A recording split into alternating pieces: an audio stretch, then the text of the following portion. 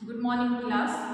जैसा कि मैंने पिछले क्लास में मैं पढ़ा चुकी हूँ कि माइक्रो टीचिंग क्या है और उसके उसके अंतर्गत कितने सारे स्किल्स आते हैं। वैसे तो there are many types of skills in for micro teaching, but in RCM approach हम लोग फॉलो करते हैं मेनली 5 स्किल्स। ठीक है, तो 5 स्किल में 3 हो चुके हैं। चौथा जो है हमारा, जो मैं आज इस पे फोकस करने जा रही हूँ, स्टिमुलस वेरिएशन स्किल है। स्टिमुलस वेरिएशन का अर्थ होता है उद्दीपन परिवर्तन। ठीक है, उद्दीपन परिवर्तन क्या होता है, सबसे पहले इसे हम जानेंगे। उद्दीपन परिवर्तन कौशल का अर्थ मेनली होता है कि छात्रों का ध्यान आकर्षित करने के लिए कक्षा कक्ष में उनके ध्यान को अपनी ओर आकर्षित करने के लिए, या फिर जो हमारा सब्जेक्ट पॉइंट है उस पर फोकस करने के लिए शिक्षकों द्वारा अपने व्यवहार में जो परिवर्तन लाया जाता है, और इस परिवर्तन को लाने के लिए जो क्वेश्चंस में हम चेंजेस लाते हैं उसको हम स्टिमुलस वेरिएशन स्किल बोलते हैं। ठीक है, अब इसके सबसे पहले हम लोग जानेंगे कि इसके मेन कंपोनेंट क्या है। इसके जो कंपोनेंट मीन्स घटक, इसके जो कुछ कंपोनेंट है उससे सबसे पहले हम जानेंगे कि वो कौन कौन से कंपोनेंट हैं। सबसे पहला जो है वह है मूवमेंट। ठीक है, मूवमेंट्स दैट मीन्स जिसको हिंदी में बोलेंगे संचलन। संचलन कहने का अर्थ है जब हम कक्षा में जाते हैं तो हमारा जो जब छात्रों को जब हम कोई भी सब्जेक्ट पॉइंट को बताते हैं, फोकस करते हैं, तो हमारा हाथों द्वारा जो संचलन होता है या ब्लैक बोर्ड की ओर इशारा करते हैं, ये हमारा संचलन के अंतर्गत आता है। सेकंड होता है गेस्चर। गेस्चर मीन्स हाव भाव। हाव भाव हमारा कैसा होना चाहिए। जैसे हम जब भी क्लासरूम में जो भी हम अपने टॉपिक को डिक्लेयर करते हैं और स्टिमुलस वेरिएशन स्किल को जब यूज करते हैं तो हमारा हाव भाव कैसा होना चाहिए, उस पर भी बहुत ध्यान होना चाहिए आपका। तीसरा जो कंपोनेंट है वह चेंज इन वॉइस। हमारा वॉइस में भी चेंजेस होना चाहिए जगह जगह पे। जैसे मान लीजिए हम कोई कविता कह रहे हैं, कहानी कह रहे हैं, तो उससे उसमें जो उतार चढ़ाव होता है, कभी वॉइस ऊंचा करना, कभी नीचा करना, कभी उसको बिल्कुल सिमिलर वे में बोलना, ये हमारे आ जाते हैं चेंज इन वॉइस। उसके बाद होता है फोकसिंग। Focusing means केंद्रण। जैसे कि क्लास में जब हमारे स्टूडेंट्स को जब मैं ये स्किल का जब हम लोग यूज़ करते हैं तो जो सब्जेक्ट पॉइंट है उस पर हमारे जो स्टूडेंट्स हैं उनका ध्यान हमारी ओर है या नहीं, इस चीज़ को हम देखते हैं, तो वो हो गया फोकसिंग। पांचवा जो कंपोनेंट इसका जो मेन कंपोनेंट है वह है change in interaction style. That means अंतर क्रिया शैली परिवर्तन। इस यह क्या होता है, यह बहुत इंपॉर्टेंट कंपोनेंट है स्टिमुलस वेरिएशन स्किल का। इसमें जब हम जो टॉपिक है उसके बारे में जब हम पढ़ा चुके होते हैं तो स्टूडेंट्स को बीच बीच में खड़ा करके जो क्वेश्चंस पूछते हैं कि हाँ, स्टूडेंट्स जिन चीज़ों को हम अभी तक बता चुके हैं वो अच्छे से समझे हैं या नहीं समझे हैं, वो कितना समझे उस चीज़ को, तो हम जो स्टूडेंट्स को खड़ा करते हैं और सारे क्वेश्चंस को पूछते हैं, वह चेंज इन इंटरेक्शन स्टाइल होता है।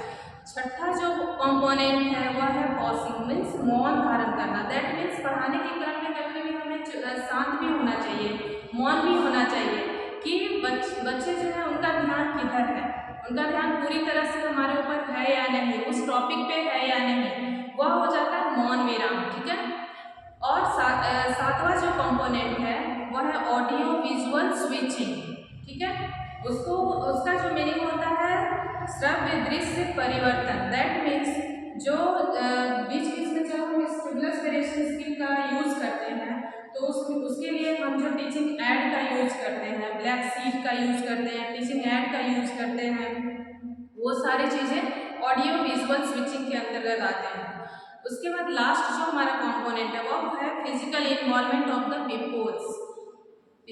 उसके बाद वो जो है उसमें हम क्या करते हैं, छात्रों का क्रियात्मक जो सहयोग होता है वो। दैट मीन्स जब कक्षा में पीपल टीचर पढ़ा रहे होते हैं तो उनके जो सहयोगी होते हैं, जैसे कि चार्ट पेपर को टांगना है, कहीं पर उसको ये करना है, चिपकाना है, या फिर कुछ उनको हेल्प चाहिए, उसके लिए जो सक्रिय होते हैं स्टूडेंट्स, वो हमारा फिजिकल इन्वायरमेंट ऑफ पीपल में आता है। मतलब दैट मीन्स ये जितने भी जो कंपोनेंट है ये इसके इम्पोर्टेंट कंपोनेंट है स्टिमुलस वेरिएशन स्किल्स के। अब स्टिमुलस वेरिएशन स्किल्स के जो लेसन्स है वो कैसे बनाएंगे, सबसे पहले तो उसमें name of people teacher, name of people teacher जो कॉलम उसको भरेंगे, रोल नंबर भरेंगे, क्लास, सब्जेक्ट, सब टॉपिक, ड्यूरेशन और डेट, वो तो सबको पता है क्या करना है।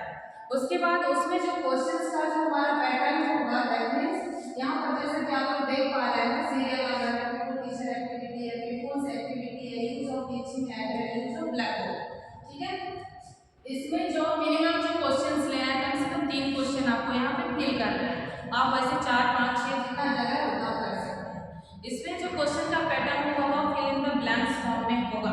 मान लीजिए कि कोई एक टॉपिक है भूमिगत ईंधन, सब टॉपिक है, दैट मीन्स ईंधन का एक सब टॉपिक है भूमिगत ईंधन।